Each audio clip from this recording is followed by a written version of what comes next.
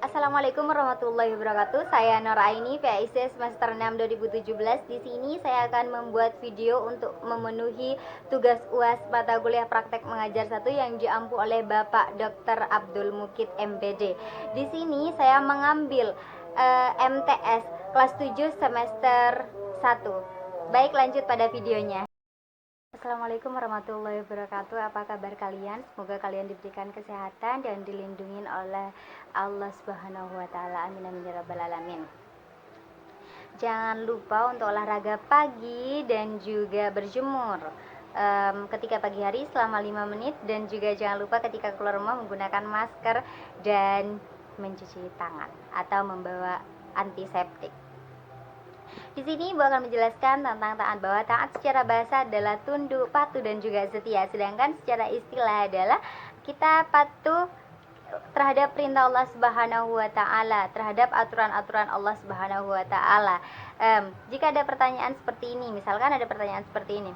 Bagaimana Ibu kalau cara mengetahui peraturan-peraturan Allah Subhanahu wa taala untuk mentaatinya? Di situ kan ada yang namanya Al-Qur'an. Al-Qur'an itu kan berisi tentang firman-firman Allah Subhanahu wa taala dan juga aturan-aturannya dan perintahnya serta larangannya. Dan jika masih ada pertanyaan lagi, bagaimana misalkan pertanyaannya seperti ini lagi. Bagaimana Ibu kalau misalkan masih isinya itu masih umum dan global, itu kan memerlukan penjelasan yang lebih dalam lagi. Itu juga ada jawabannya. Di situ kan juga ada al-hadis. Al-hadis itu adalah perkataan Nabi. Kita harus taat kepada Allah Subhanahu wa taala dan juga Rasulnya.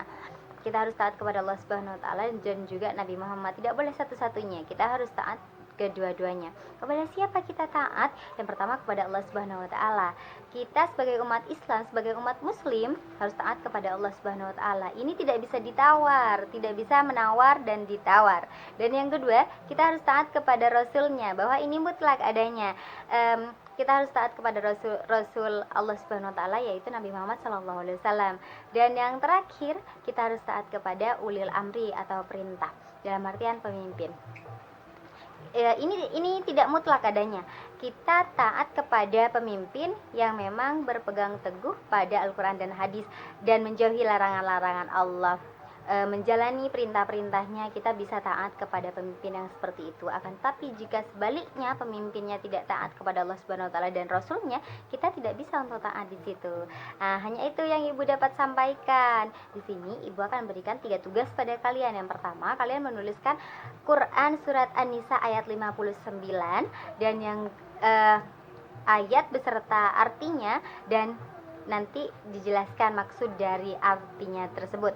Dan yang kedua, Ibu minta kalian menuliskan contoh larangan-larangan dan perintah-perintah yang diberikan oleh Allah Subhanahu wa taala, minimal 5 contoh. Dan yang terakhir, Ibu mau minta kesimpulan dari keseluruhan yang Ibu jelaskan tadi tentang taat. Hanya itu tugas yang dapat Ibu berikan pada kalian, dan Ibu juga akan menyimpulkan dari awal sampai akhir bahwa taat itu hanya milik Allah Subhanahu wa taala. Kita harus taat kepada Allah Subhanahu wa taala dan juga Rasulnya. Kita harus taat kepada kedua-duanya. Dan kita harus mengikuti aturan-aturan yang diperintahkan oleh Allah dan menjauhi larangan-larangannya. Dan kita harus berpegang teguh pada Al-Quran dan Al-Hadis. Baik, hanya itu yang dapat Ibu sampaikan. Kurang lebihnya Ibu mohon maaf. Assalamualaikum warahmatullahi wabarakatuh.